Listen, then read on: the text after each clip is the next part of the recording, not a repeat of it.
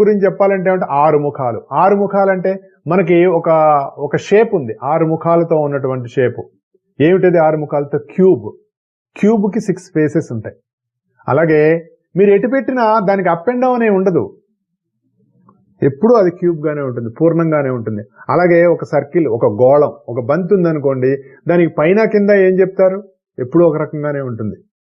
కాబట్టి మరి మనం చూస్తున్నటువంటి గ్రహాలు, గోళాలు ఇవన్నీ కూడా ఎందుకు అలా ఉన్నాయి? గోళంగా ఎందుకున్నాయి, గుండ్రంగా ఎందుకున్నాయండి? భూమి బల్లపరుపుగా ఉందని ఒకప్పుడు అనుకునేవారు కదా.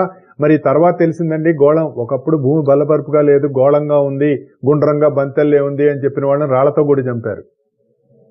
కానీ మనకి తర్వాత గోళంగా ఉందని తెలిసింది కదా. ఎందుకు గోళంగా ఉంది అంటే మనం అర్థం చేసుకోవాల్సింది ఏంటంటే, బాల్ లేదా సర్కిల్ ఆర్ గోళం మన ఏదైతే ఉందో దాన్ని పూర్ణము అంటే ఒక పరిపూర్ణ